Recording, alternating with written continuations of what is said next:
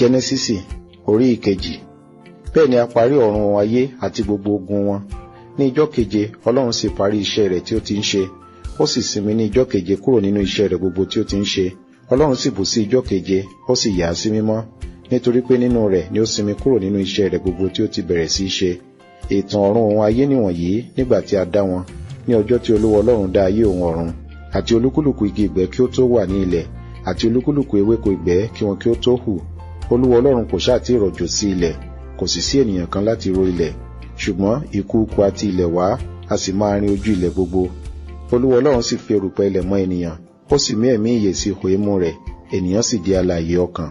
Olúwa Ọlọ́run sì gbin ọgbà kan ní ìhà ìlà oòrùn ní Édẹ́nì, níbẹ̀ ni ó sì fi ọkùnrin náà tí ó ti mọ sí. Láti inú ilẹ̀ ni Olúwa Ọlọ́run mú onírúurú igi hù jáde wá, tí ó dára ní wíwò, tí ó sì dára fún oúnjẹ, igi ìyè pẹ̀lú láàrin ọgbà náà, àti igi ìmọ̀ rere àti búburú. Odò kan sì ti Édẹ́nì ṣàn wá láti rin ọgbà náà, láti ibẹ̀ ni ó gbé yà, ó sì di ipa orí mẹ́rin. Orúkọ ìkíní ni Písónì, òun ni èyí tí ó yí gbogbo ilẹ̀ Háfílà ká, níbi tí wúrà wà. Wúrà ilẹ̀ náà sì dára. Níbẹ̀ ni Bédélíùmù, òjìá wà, àti òkúta óníkì. Orúkọ odò kejì sì ni Gíhónì, òun náà ni èyí tí ó yí gbogbo ilẹ̀ Kúṣì ká, àti orúkọ odò kẹta ni Hídíkélì, òun ni èyí tí ń ṣàn lọ sí ìhà ìlà oòrùn Asíríà, àti odò kẹrin ni Éuférátè. Olúwa Ọlọ́run sì mú ọkùnrin náà, ó sì fi sínú ọgbà Édẹ́nì láti máa ró àti láti máa ṣọ́. Olúwa Ọlọ́run sì fi àṣẹ fún ọkùnrin náà pé nínú gbogbo igi ọgbà ni kí ìwọ kí o máa jẹ, ṣùgbọ́n nínú igi ìmọ̀ rere àti búburú ni ìwọ kò gbọdọ̀ jẹ nínú rẹ̀, nítorí pé ní ọjọ́ tí ìwọ bá jẹ nínú rẹ̀, kíkú ni ìwọ ó kú.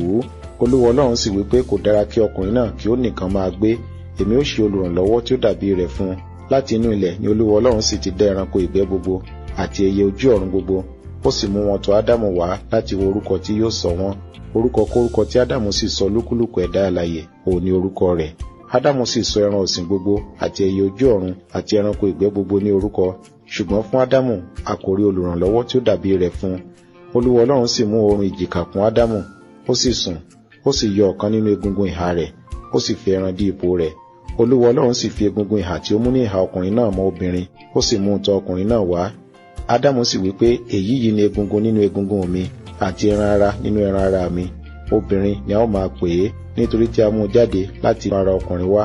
Nítorí náà ni ọkùnrin yóò ṣe máa fi baba òun ìyá rẹ̀ sílẹ̀, yóò sì fi ara mọ́ aya rẹ̀, wọn a sì di ara kan.